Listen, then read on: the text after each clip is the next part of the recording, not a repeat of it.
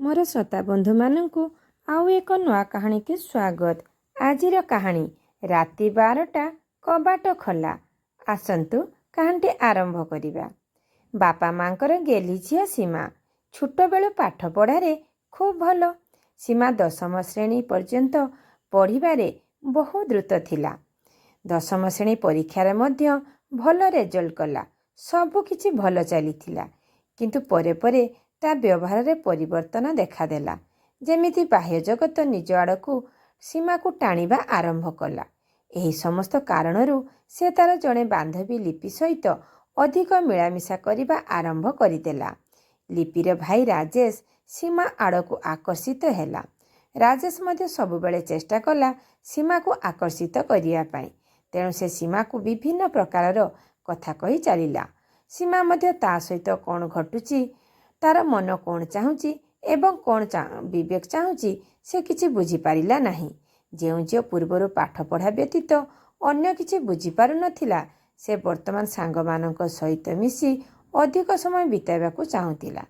किंतु तार मन ए सबु पई राजी थिला, किंतु तार विवेक ताको भाबिया पई बाध्य करुथिला एवं तार विवेक आंदोलित हेउथिला। किंतु से केउटा ठीक एवं केउटा भूल किछि बुझी पारु नथिला। यारी भितरे सीमा और राजेश उभय उभयଙ୍କ भल सांग होई जाइथिले। सीमा लिपि और राजेश प्रायतः बहुत समय हस खुशी एवं मजामस्ती कटाउथिले। दिने लिपि घरे नथिला। सीमा लिपि को खोजाखोजी करी आसी लिपिर घरे पहुँचिला। राजेश पाखर सीमा जानिबाकू पाइला जे लिपि तार बापा माँ सहित मिसी माउसी घर को जाइची। राजेश सीमा को बसिबाकू कहिला, मात्र सीमा कहिला घरे लिपि नाही, तेणु मु बेसी समय रहिबाकू चाहू नाही। किंतु राजेश किछि समय पर लिपि पहुँची जीव कही अटकाई देला। पूर्वर जेहेतु सीमा और राजेश परस्पर भल बंधु होई जाइतिले, तेणु सीमा ता कथारे विश्वास करी किछि समय अपेक्षा कला। सीमा ता माँ को फोन करी लिपि घरे लिपि को अपेक्षा करिबा कथा कहिला। सीमार माँ ताको कहिले लिपि आसिले शीघ्र कथा होई पळे आसिबु। किछि समय उभय सीमा और राजेश कथा हेबारे लागिले। एही समय राजेश सीमा को पचारिला, तुमे केबे भूत देखिच कि? सीमा कहिले, तुमे जहाँ भी कुह, तुम अपेक्षा केबे भूत बड़ होई पारिबो कि? सीमार एभलिया मजालिया स्वर रे उत्तर देला जे राजेश ଏହା केबे आशा करि नथिला। से आगो को कथा बढ़ाइबाकू जाई सीमा को पचारला, तुमे केबे कौनसी जादूगरर सम्मुखीन होइछ कि? ଏହା मो सहित केबे घटी नाही बोली सीमा कहिला। तुमे जानी ना बोधे। तुमे कौन भावुच एई भूत प्रेत झड़ा फुंका एसबु कौन अच्छी? एसबु कौन विश्वास करा जाई पारे? राजेश सीमा को विश्वास देला जे से किछि जादू विद्या शिखिची।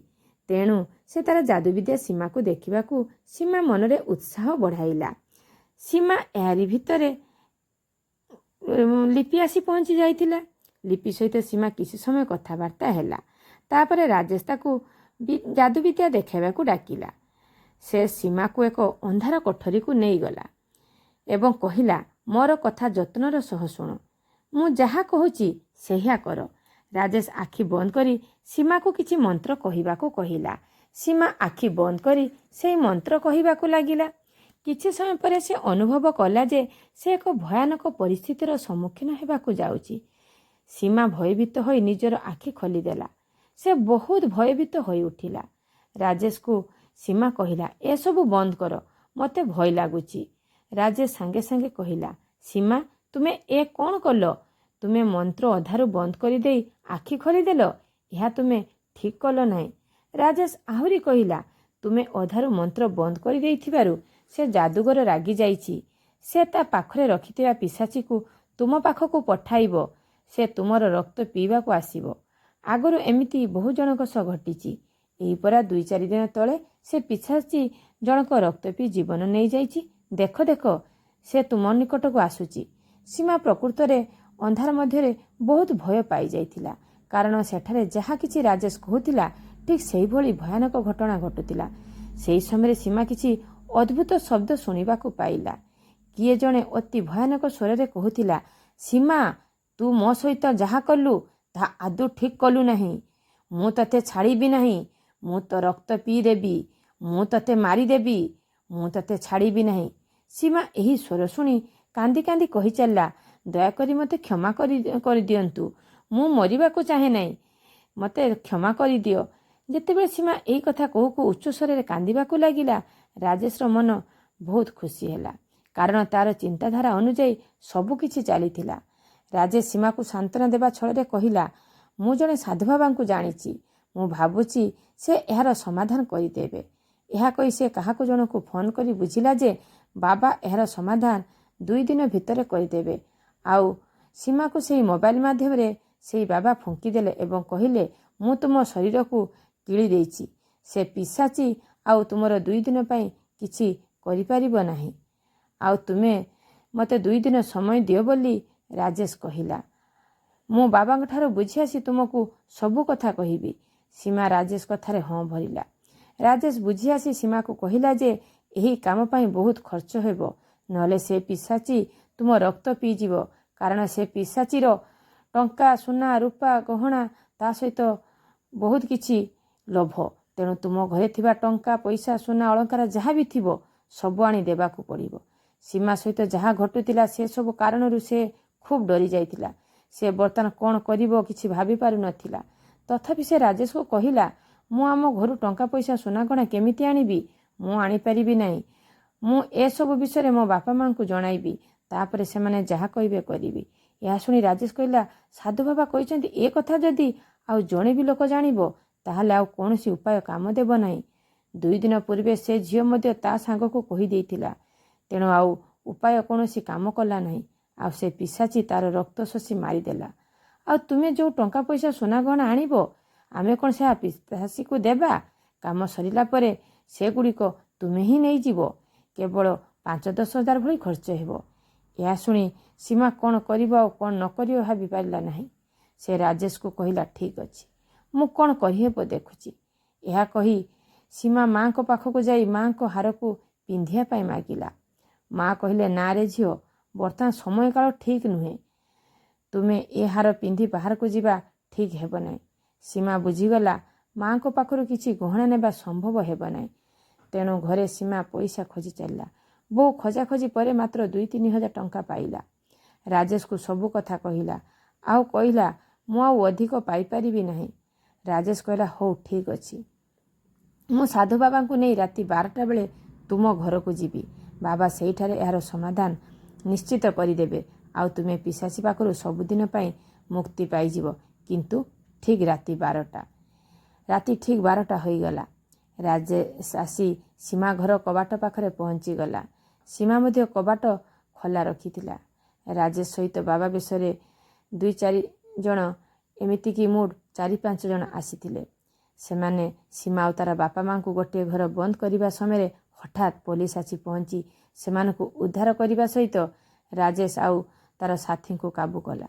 ତାପରେ ଜଣାପଡ଼ିଲା ଯେ ସେ ଅଞ୍ଚଳରେ ଯେଉଁ ସବୁ ଚୋରି ହେଉଥିଲା, ଇଏ ହେଉଛନ୍ତି ସେହି ଚୋର ଦଳ। ଆପଣମାନେ ଭାବୁଥିବେ ଏହା କିପରି ସମ୍ଭବ ହେଲା? ଏହା ଜାଣିବା ପାଇଁ ହେଲେ ଆମକୁ କାହାଣୀର ଆଗକୁ ଯିବାକୁ ପଡ଼ିବ। କାହାଣୀ ଆଗକୁ ବଢ଼ାଇବା ପୂର୍ବରୁ ବର୍ତ୍ତମାନ ପର୍ଯ୍ୟନ୍ତ ଯେଉଁମାନେ ମୋର ଚ୍ୟାନେଲକୁ ସବସ୍କ୍ରାଇବ୍ କରିନାହାନ୍ତି ସେମାନେ ପ୍ରଥମେ ମୋର ଚ୍ୟାନେଲକୁ ସବସ୍କ୍ରାଇବ୍ କରନ୍ତୁ। ଆଉ ଢେର ସାରା ଶିକ୍ଷଣ କାହାଣୀ ଶୁଣିବାର ସୁଯୋଗ ପାଆନ୍ତୁ। ଆଉ କାହାଣୀ ଭଲ ଲାଗିଲେ ଲାଇକ୍ ଓ ସେୟାର କରିବାକୁ ଆଦୌ ଭୁଲିବେ ନାହିଁ। ଆଉ କାହାଣୀଟି କିପରି ଲାଗିଲା କମେଣ୍ଟ ମାଧ୍ୟମରେ ନିଶ୍ଚିନ୍ତ ଜଣାଇବେ। ଆସନ୍ତୁ କାହାଣୀ ଆଗକୁ ବଢ଼ାଇବା। ପ୍ରକୃତରେ ଆମେ କାହାଣୀ ଆଗକୁ ନ ବଢ଼ାଇ କାହାଣୀର ପଛକୁ ଯିବା। ଯେତେବେଳେ ରାଜେଶ ସୀମାକୁ କହିଲା ଯେ ସେମାନେ ରାତି 12ଟା ବେଳେ ତାଙ୍କ ଘରକୁ ଆସିବେ, ସୀମା ଅତ୍ୟଧିକ ଚିନ୍ତାରେ ପଡ଼ିଗଲା। ଅତ୍ୟଧିକ ଚିନ୍ତାରେ ସେ ଥିଲା। କାରଣ ରାତି 12ଟା କବାଟ ଖୋଲା। ରାତି 12ଟା କବାଟ ଖୋଲା, ଏହା କ'ଣ ସମ୍ଭବ? ତାକୁ ଅତ୍ୟଧିକ ଚିନ୍ତାରେ ଜ୍ୱର ଆସିଗଲା। ସୀମାର ମା ସୀମାର ବ୍ୟବହାରରେ ଘଟୁଥିବା ପରିବର୍ତ୍ତନ ଲକ୍ଷ୍ୟ କରୁଥିଲେ। ଯେତେବେଳେ ସୀମା ନିଜ କୋଠରୀରେ ଶୋଇଥିଲା, ସୀମାର ମା ତା ପାଖକୁ ଗଲେ। ଆଉ ଯାଇ ଶୁଣିଲେ ସୀମା କ'ଣ ସବୁ କହୁଛି। ମୋତେ ଛାଡ଼ିଦିଅ, ମୁଁ ବଞ୍ଚିବାକୁ ଚାହେଁ, ମୋତେ ଛାଡ଼ିଦିଅ, ମୋତେ ମାର ନାହିଁ। ସୀମାର ମା ଏସବୁ ଶୁଣି ତାର ବାପାଙ୍କୁ ଜଣାଇଲେ। ତାର ବାପା ଡାକ୍ତରଙ୍କ ପାଖକୁ ଯାଇ ମେଡ଼ିସିନ ଆଣିଦେଲେ। ଆଉ କିଛି ସମୟ ଶୋଇବାକୁ ଛାଡ଼ିଦେଲେ। କିଛି ସମୟ ପରେ ସୀମାର ଦେହ ଟିକେ ସୁସ୍ଥ ଲାଗିଲା। ତାର ବାପା ମା ତା ପାଖକୁ ଆସି ତାକୁ ସବୁ କଥା ପଚାରିଲେ। ସୀମା କିନ୍ତୁ କିଛି କହିବାକୁ ପ୍ରଥମେ ରାଜି ହେଉନଥିଲା। ବାପା ମା ତାକୁ ତାର ମନରେ ବିଶ୍ୱାସ ଆଉ ଭରସା ଦେଲେ ଯେ ସେ ସବୁ କଥା କହିଲେ ତାର ସବୁ ସମସ୍ୟାର ସମାଧାନ ସେମାନେ କରିଦେବେ। ସେମାନେ ଆହୁରି ସୀମାକୁ ବୁଝାଇଲେ, ମାରେ ବାପା ମା ଠାରୁ ଅଧିକ ନିଜର କିଏ? ତେଣୁ ତୁ ଆମକୁ ସବୁ କଥା କହ। ସୀମା ତା ସହିତ ଯାହା ଯାହା ଘଟିଥିଲା ସେ ସବୁ କହିଲା। ତାର ବାପା ମା ସବୁ ଶୁଣି ତାକୁ ବିଶ୍ୱାସ ଦେଲେ ଯେ ମା ତୋର କିଛି ହେବ ନାହିଁ, ତୁ ଆମ ଉପରେ ବିଶ୍ୱାସ ରଖ। ତାର ବାପା କହିଲେ, ହଉ ରାଜେଶ ଯାହା କହିଛି ଆମେ ସେଇ କଥା କରିବା। ସୀମା ମଧ୍ୟ ତା ବାପା ମା ତାକୁ ସାହାଯ୍ୟ କରିବେ ଭାବି ଖୁବ୍ ଖୁସି ହେଲା। କିନ୍ତୁ ତାର ବାପା ମା ସୀମାକୁ ନ ଜଣାଇ ପୋଲିସକୁ ଖବର ଦେଲେ। ପୋଲିସ ମାନେ ସାଧା ପୋଷାକରେ ରହିଲେ। ସୀମା ରାତି 12ଟା ହେବା ଆଗରୁ ତାର ବାପା ମାଙ୍କୁ କବାଟ ଖୋଲା ରଖିବାକୁ କହିଲା। ସେମାନେ ମଧ୍ୟ ସୀମା କଥାରେ କବାଟ ଖୋଲା ରଖିଲେ। ଆଉ ଯେତେବେଳେ ସେମାନେ ରାତି 12ଟା ବେଳେ ଘର ଭିତରକୁ ଆସିଲେ, ସେମାନଙ୍କ ସହିତ ଯାହା ଘଟିଲା ତା ଆପଣମାନେ ପୂର୍ବରୁ ଶୁଣି ସାରିଛନ୍ତି। ପୋଲିସ ମାନେ ବହୁ ଦିନରୁ ଖୋଜୁଥିବା ଚୋର ଦଳକୁ ଧରିବାରେ ସୀମା ଆଉ ତାର ପରିବାର ସାହାଯ୍ୟ କରିଥିବା ଯୋଗୁଁ ସେମାନଙ୍କୁ ପୁରସ୍କୃତ କରାଗଲା। ସେହି ଦିନଠାରୁ ସୀମାର ଭୂତ ପ୍ରେତ ପିଶାଚ ସମସ୍ତଙ୍କ ଭୟ ସବୁଦିନ ପାଇଁ ଦୂର ହୋଇଗଲା। ତା ସହିତ ସେ ଯେଉଁ ପାଠଠାରୁ ଦୂରେଇ ସାଙ୍ଗସାଥି ମେଳେ ମାତିଥିଲା ସେସବୁ ମଧ୍ୟ ତାର ଦୂର ହୋଇଗଲା। ସେ ପାଠପଢ଼ାରେ ମନ ଦେଇ ଖୁବ୍ ଭଲ ପଢ଼ିଲା ଆଉ ଭବିଷ୍ୟତରେ ବାପା ମାଙ୍କ ନାମ ଉଜ୍ଜ୍ୱଳ କରିବାର ଶପଥ ନେଲା। ଏହିଠାରେ ମୋ କାହାଣୀଟି ସରିଲା। ଆମେ ଏହି କାହାଣୀରୁ କ'ଣ ଶିଖିଲେ ଆସନ୍ତୁ ଜାଣିବା। ତା ପୂର୍ବରୁ ଯେଉଁମାନେ ମୋର ଚ୍ୟାନେଲକୁ ସବସ୍କ୍ରାଇବ୍ କରିନାହାନ୍ତି ସେମାନେ ସବସ୍କ୍ରାଇବ୍ କରିନିଅନ୍ତୁ। ଆଉ କେମିତି କାହାଣୀଟି ଭଲ ଲାଗିଥିଲେ ଲାଇକ୍ ଓ ସେୟାର କରିବାକୁ ଆଦୌ ଭୁଲିବେ ନାହିଁ। ଆମେ ଏହି କାହାଣୀରୁ ଶିଖିଲେ ଯେ ଆମର କୈଶୋର ବୟସ ଆମକୁ ଧୋକା ଦିଏ। ଆମେ ଯେତେବେଳେ ଏହି ବୟସରେ ପହଞ୍ଚୁ ସେତେବେଳେ ଆମେ ଆମ ପାଇଁ କେଉଁଟା ଠିକ୍ ଆଉ କେଉଁଟା ଭୁଲ ତାହା ବୁଝିପାରୁନାହୁଁ। ଏହି କାହାଣୀରେ ଯାହା ସୀମା ସହିତ ଘଟିଥିଲା, କାରଣ ଏହା ହେଉଛି ସେହି କୈଶୋର ବୟସ ଯାହାକି ସମସ୍ତଙ୍କ ଜୀବନରେ ଆସିଥାଏ। ପ୍ରାୟତଃ ଏହା 12-13 ବର୍ଷ ବୟସରୁ ଆରମ୍ଭ ହୋଇ 18-19 ବର୍ଷ ବୟସ ପର୍ଯ୍ୟନ୍ତ ଚାଲିଥାଏ। ଏହି ବୟସ ମଧ୍ୟରେ କାହାର କେବେ ନା କେବେ ମାନସିକ ଅସନ୍ତୁଳନତା ଦେଖା ଦେଇଥାଏ। କିନ୍ତୁ ଯିଏ ବୁଦ୍ଧିମାନ ହୋଇ କାମ କରେ ତାର ଜୀବନ ଆନନ୍ଦରେ କଟିଥାଏ। ଆଉ ଯିଏ ଭୁଲ ବାଟରେ ପରିଚାଳିତ ହୋଇଥାଏ ତାର ଜୀବନର ରାସ୍ତା କଣ୍ଟକିତ ହୋଇଥାଏ। ଏହି ବୟସର ସମସ୍ତଙ୍କୁ ଲାଗେ ଆମେ ବର୍ତ୍ତମାନ ସ୍ୱାଧୀନ ହୋଇଯାଇଛୁ, ଆମେ ନିଜ ପାଇଁ ସମସ୍ତ ନିଷ୍ପତ୍ତି ନେଇପାରିବା। କିନ୍ତୁ ଏହି ଭାବନା ସ୍ୱାଭାବିକ, ଏହା ଏହି ବୟସର ଦୋଷ। ଏହି ଗାଁରେ ସୀମା ସହିତ ବହୁତ କିଛି ଅଘଟଣ ଘଟିଯାଇ ପାରିଥାନ୍ତା, ମାତ୍ର ତା ବାପା ମାଙ୍କର ସଚେତନତା ଆଉ ସୀମାର ବାପା ମାଙ୍କ ଉପରେ ବିଶ୍ୱାସ କରିବା ତାକୁ ବହୁ ବଡ଼ ବିପଦରୁ ରକ୍ଷା କରିପାରିଲା। ତେଣୁ ଏହି ବୟସର ପିଲାମାନଙ୍କୁ ମୋର ଏତିକି ଅନୁରୋଧ, ଯେଉଁ ବାପା ମା ତୁମକୁ ଏତେ ବଡ଼ କରିଛନ୍ତି ସେମାନେ ତୁମ ସହିତ କେବେ କିଛି ଖରାପ ହେବା ପାଇଁ ଦେବେ ନାହିଁ। ତେଣୁ ବାପା ମାଙ୍କୁ ବିଶ୍ୱାସ କରି ସବୁ କଥା ସେୟାର କରିବାକୁ ଚେଷ୍ଟା କର।